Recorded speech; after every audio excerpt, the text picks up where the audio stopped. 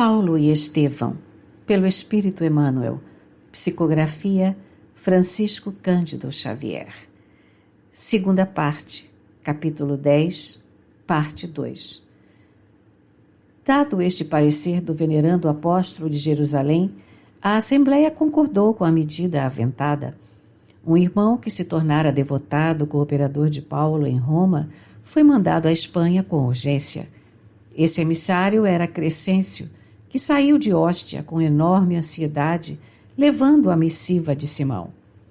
O apóstolo dos gentios, depois de muito peregrinar, demorava-se em Tortosa, onde conseguira reunir grande número de colaboradores devotados a Jesus.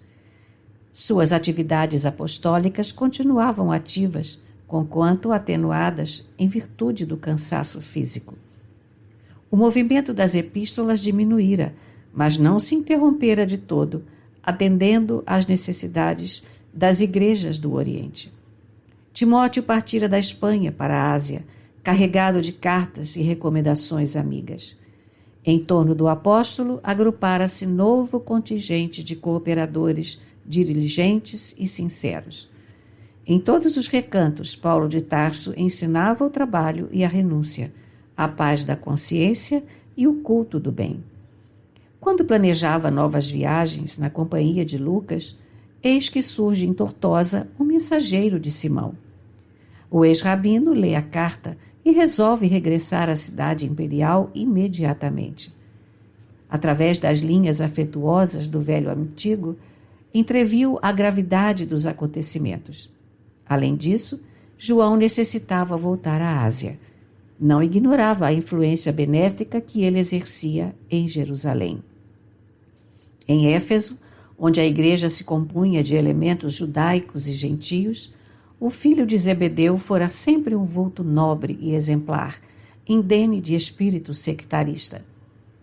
Paulo de Tarso passou em revista as necessidades do serviço evangélico entre as comunidades orientais e concluiu pela urgência do regresso de João, deliberando intervir no assunto sem perda de tempo. Como de outras vezes, nada valeram as considerações dos amigos no tocante ao problema de sua saúde. O homem enérgico e decidido, apesar dos cabelos brancos, mantinha o mesmo ânimo resoluto, elevado e firme que o caracterizara na mocidade distante. Favorecido pela grande movimentação de barcos, nos princípios de maio de 64, não lhe foi difícil retornar ao porto de Hóstia, junto dos companheiros. Simão Pedro recebeu-o enternecido. Em poucas horas, o convertido de Damasco conhecia a situação intolerável, criada em Roma pela ação delituosa de Tigelino.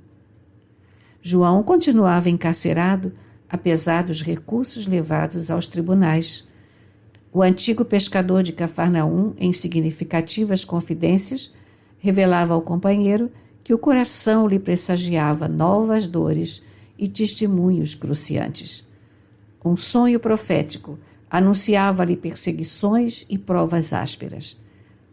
Numa das últimas noites, contemplara um quadro singular em que uma cruz de proporções gigantescas parecia envolver com sua sombra toda a família dos discípulos do Senhor.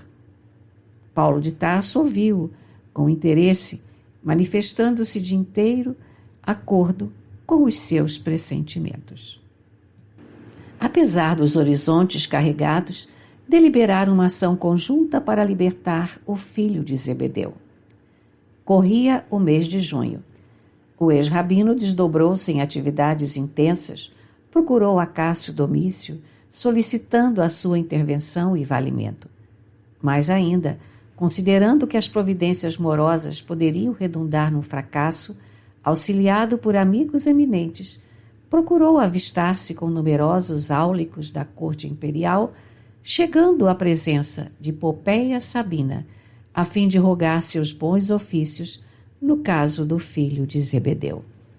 A célebre favorita ouviu-lhe a confidência com enorme surpresa. Aquelas revelações de uma vida eterna, aquela concepção da divindade assustavam-na.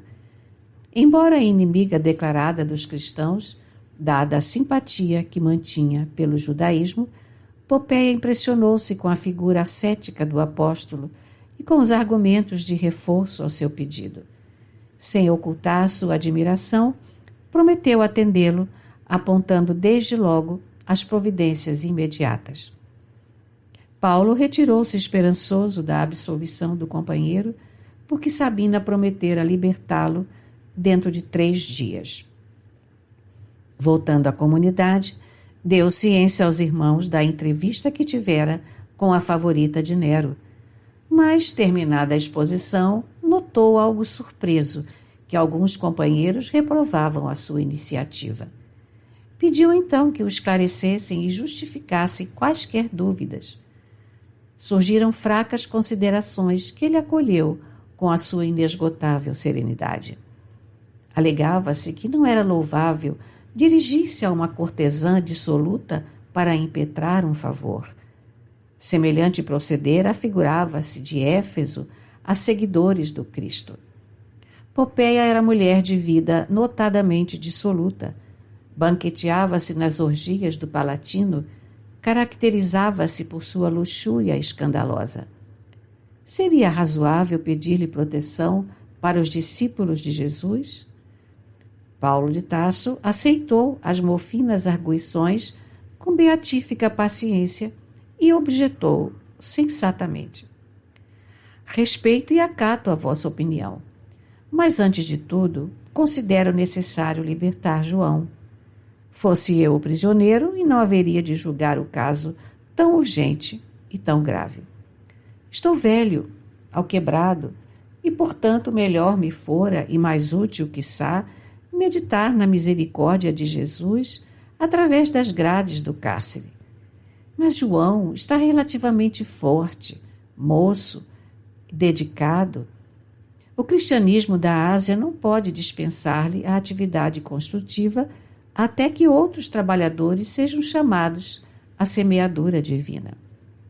Com referência às vossas dúvidas, porém, cumpre-me aduzir um argumento que requer ponderação. Por que considerais imprópria uma solicitação à Popéia Sabina? Teríeis a mesma ideia se me dirigisse a Tigelino ou ao próprio imperador? Não serão eles vítimas da mesma prostituição que estigmatiza as favoritas de sua corte? Se combinasse com um militar embriagado do Palatino as providências imprescindíveis à libertação do companheiro, talvez aplaudisseis meu gesto, sem restrições. Irmãos, é indispensável compreender que a derrocada moral da mulher quase sempre vem da prostituição do homem. Concordo em que Popéia não é a figura mais conveniente ao feito, em virtude das inquietações da sua vida. Entretanto, é a providência que as circunstâncias indicaram, e nós precisamos libertar o devotado discípulo do Senhor.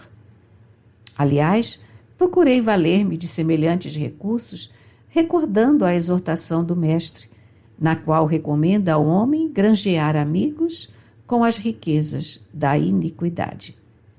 Considero que quaisquer relações com o Palatino constituem expressões da fortuna iníqua, mas suponho útil mobilizar os que se conservam mortos no pecado para algum ato de caridade e de fé, pelo qual se desliguem dos laços com o passado delituoso, auxiliados pela intercessão de amigos fiéis. A elucidação do apóstolo espalhou grande calma em todo o recinto. Em poucas palavras, Paulo de Tarso fizera ver aos companheiros transcendentes conclusões de ordem espiritual. A promessa não falhara. Em 3 dias, o filho de Zebedeu era restituído à liberdade. João estava abatidíssimo. Os maus tratos, a contemplação dos quadros terríveis do cárcere, a expectação angustiosa, haviam-lhe mergulhado o espírito em perplexidades dolorosas. Pedro regozijava-se, mas o ex-rabino, atento à tensão ambiente, sugeriu o regresso do apóstolo Galileu à Ásia sem perda de tempo. A igreja de Éfeso esperava-o. Jerusalém devia contar com a sua colaboração desinteressada e amiga. João não teve tempo para muitas considerações, porque Paulo, como que possuído de amargos pressentimentos, foi ao porto de Óstia para predispor o seu embarque, aproveitando um navio napolitano prestes a largar para Mileto. Colhido pelas providências e impossibilitado de resistir ao resoluto ex-rabino, o filho de Zebedeu embarcou em fins de junho de 64, enquanto os demais amigos permaneceriam em Roma para a boa batalha em prol do Evangelho. Quanto mais sombrios os horizontes, mais coeso se tornava o grupo dos irmãos na fé em Cristo Jesus. Multiplicavam-se as reuniões nos cemitérios distantes e abandonados. Naqueles dias de sofrimentos, as pregações pareciam mais belas. Paulo de Tarso e os cooperadores desdobravam-se em edificações espirituais, quando a cidade foi sacudida de súbito por espantoso acontecimento. Na manhã de 16 de julho de 64, irrompeu violento incêndio nas proximidades do Grande Circo, abrangendo toda a região do bairro localizado entre o Célio e o Palatino. O fogo começara em vastos armazéns repletos de material inflamável e propagara-se com rapidez assombrosa. Debalde foram convocados operários e homens do povo para atenuar-lhe a violência. Em vão, a turba numerosa e compacta movimentou recursos para aliviar a situação. As labaredas subiam sempre, alastrando-se com furor, deixando montões de escombros e ruínas. Roma inteira acudia a ver o sinistro espetáculo, já empolgada pelas suas paixões ameaçadoras e terríveis. O fogo, com prodigiosa rapidez, deu volta ao Palatino e invadiu o velabro. O primeiro dia findava-se com angustiosas perspectivas. O firmamento cobria-se de fumo espesso, iluminando-se grande parte das colinas com o clarão odioso do incêndio terrível. As elegantes construções do Aventino e do Célio pareciam árvores secas de floresta em chamas. Acentuara-se a desolação das vítimas da enorme catástrofe. Tudo ardia nas adjacências do fórum. Começou o êxodo, com infinitas dificuldades. As portas da cidade congestionavam-se de pessoas tomadas de profundo terror. Animais espavoridos corriam ao longo das vias públicas como acossados por perseguidores invisíveis.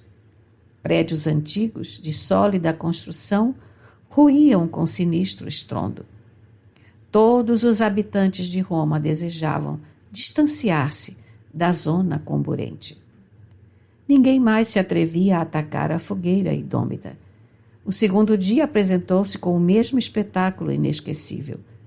Os populares desistiram de salvar alguma coisa. Contentavam-se em poder enterrar os mortos sem conta, encontrados nos locais de possível acesso.